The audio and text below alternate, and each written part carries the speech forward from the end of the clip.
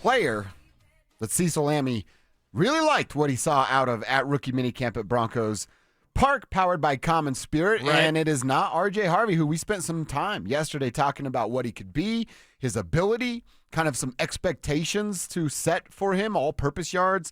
I was a little low at 900. Cecil was around 1,200, and we'll see what that looks like once the season gets going and what kind of role R.J. Harvey has. But, Cecil, you told the people that you would tell them what jersey you would buy from this rookie class based off things you saw this weekend, and that person is? Yeah, and I go back to the story of last year, watched one day at rookie minicamp, went immediately to the team store on the site, and bought a Bo Nix rookie jersey. Wasn't able to do that because the place is a construction zone right now, but if I were, it would be of Pat Bryant. Ooh.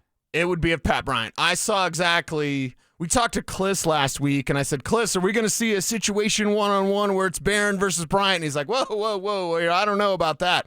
Well, it wasn't a one-on-one drill. This was a team full-speed play where you saw Pat Bryant, Anjay Barron, and Bryant got the best of him with Barron right there. Like right coverage perfect, window tight, and the throw was off, of course. So it's a higher throw. And Bryant has to climb the ladder and go get it. By the way, it's the second time he did that. Nice. In practice. He climbs the ladder, he goes, gets it with Barron all over him, draped all over him. Coverage perfect. But Barron just had that extra little bit of length that went up and got the ball. And I'm telling you, he could start day one opposite of Cortland Sutton. Not predicting that because we have to see training camp, plenty more football left. Don't get too excited about a rookie, whatever. Pat Bryant, again, did you get what you paid for? And a third-round pick that, yes, even the Jaguars, like R.J. Harvey, they were interested in Pat Bryant, and there were others. Pat Bryant showed and kind of showed he is a really good number two as a rookie with really good route running skills, with hands concentration, understands how to use his frame to box out smaller defenders, and is clutch. And he was clutch in that play when the team needed him.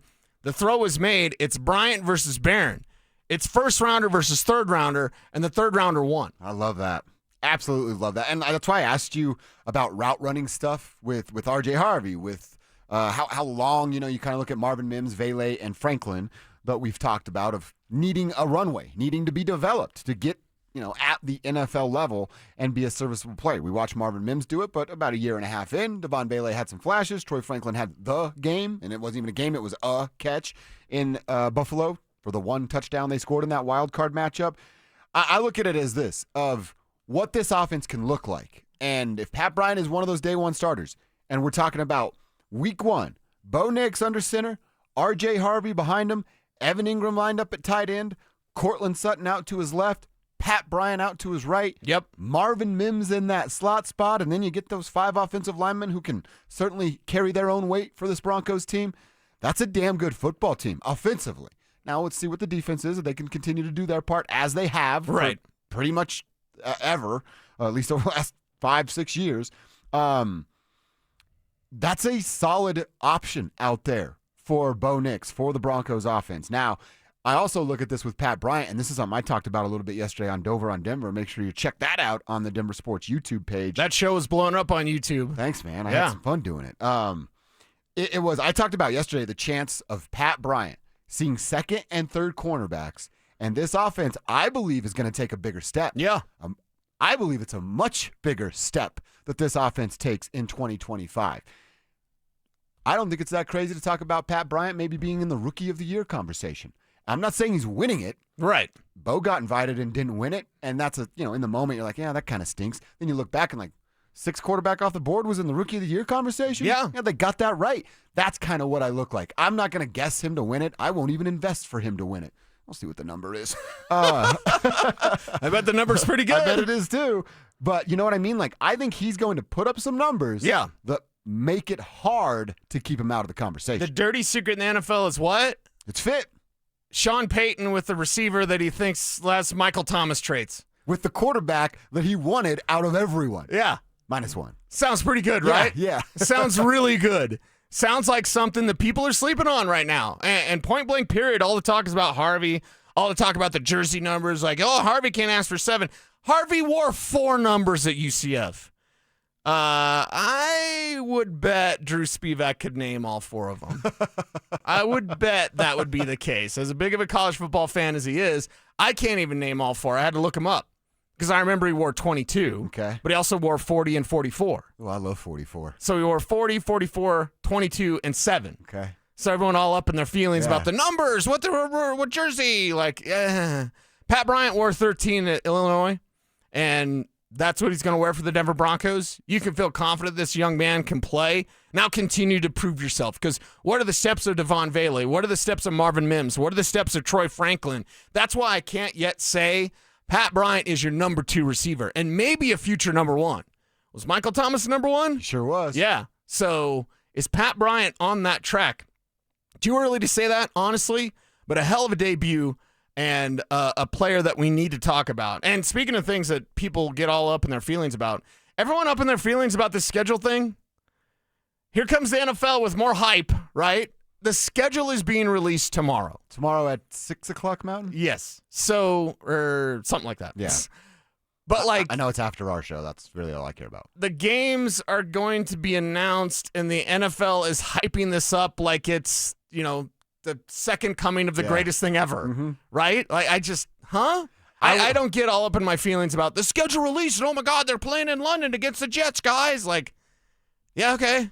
I think the NFL does a lot of overhyping on things, but the schedule, On most things. the schedule release is one that I'm so in on. Wait, I'm so you're in on it, this? dude. Yeah, Why? I love the schedule release day. It's who they play when they play them. We already know who they're going to play. I know. I don't know why, but I love it every single year. I like to play the game where we go through and pick. Yeah. I like to figure out what the record's going to be. Yeah. And see how wrong we were. You were actually right last year. I was wrong. It's one of the things that I acknowledge. It's overhyped. Yes. It's a little bit ridiculous. Yes, it's a lot and ridiculous. I'm here for every single second. Wait a second. Am I wrong then? No, I I think tribe? a Let lot me of know. people feel like I it. wanted the tribe to weigh in. 303-713-1043 with RamosLaw.com text line. Like, am I the only one that, like, I don't care. Hey, they're playing in London. Yeah, okay, I don't care. I'm not going to London. Maybe if looked I up flights was. last night, they weren't that bad. They weren't that bad. Are you saying Dover and Cecil in I'm London? saying. It's also a tax write-off for us. Okay. All right, Amanda. I'm just saying. Let's It's not see. that bad. What would we do in London? We'd ride a double-decker bus. Yeah. Look at the big clock. Then that'll Make take fun of 4 people's seconds. chiclets. Yep. Eat, what do they eat? Tea and crumpets, right? and So we'd have crumpets. tea and crumpets. Yep. We'd go to... I would love to wear one of those big hats that are full of fur. Why would I wear this funny hat? Yeah, That? You do that? exactly. Okay. Try to get one of those guys to crack. You know what I mean? Yeah, right. The guards at Yeah. Buckingham Palace, Uh-huh. right? Okay. What else would we do in London? That's pretty much it? Go to a pub? Go to a pub. Yeah. Drink a pint? Uh-huh. Yeah. It's not, what else? Rip heaters. Don't they do that? I don't think we'd want to rip heaters. Well, I don't know. Live once or twice. I don't know. okay, yeah. We'll see if the moon harvests your soul, right? Okay. Maybe we're having a show meeting today. Oh, that's It right. means we're going to get yelled at. Yeah. So when we're not getting yelled at, maybe we suggest, like, hey, you know what this show needs? A trip to London. Possibly us. Possibly us. Kev pokes his head. Possibly us. All right, let's try. Yeah, it. I Let's don't try it and see what they care. say. I don't care about the schedule release at all. Like the Christmas thing, everyone's up in their feelings. Mace was really upset last Why? night on Orange and Blue Today. Well, I will say this as a guy that when I worked for the Nuggets, Mm-hmm. and I worked 3 straight Christmases, I think. Okay. It sucks, but it's also what we've signed up for in this business. Were they all away games? Because that was Mace's no, issue. they Is were like here. all the Broncos Christmas games are away games. By the way, Mace has to NBA go. just change your schedule. The NFL has taken over. They just took Christmas. It sucks for me because I'm a basketball guy. I watch hoops on Christmas, and now I will watch obviously the Broncos on Christmas. But it's the 6 o'clock game. I think it's the evening game. I believe so. Yes. So I would imagine that both the Nuggets and the Broncos play on Christmas And this year. I can't remember who it was, or else I'd blast them on the airwaves. But somebody on Twitter last night was like, well, hey, this is going to be really important for the Broncos as they try to catch up to the Chiefs. No. Reverse it. That game, which is going to be week 17, by the way. So week 18 will be the finale. You're going to have 2 division games in a row. And we don't know if it's Chargers or Raiders yet. But it's going to be the Chiefs on Christmas And that game will be Kansas City trying to catch Denver. Yes. That's what it's going to be. Broncos winning the AFC West this year. Let's go. By the way, we could eat bangers and mash, one of the texters said. Bangers and mash. I didn't Can know we what it say was that on the either. air? It's apparently sitting sausage and mashed potatoes. Served They with call sausage bangers, huh? onion gravy. Yeah.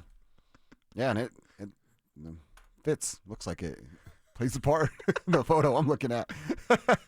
All right, we're trying.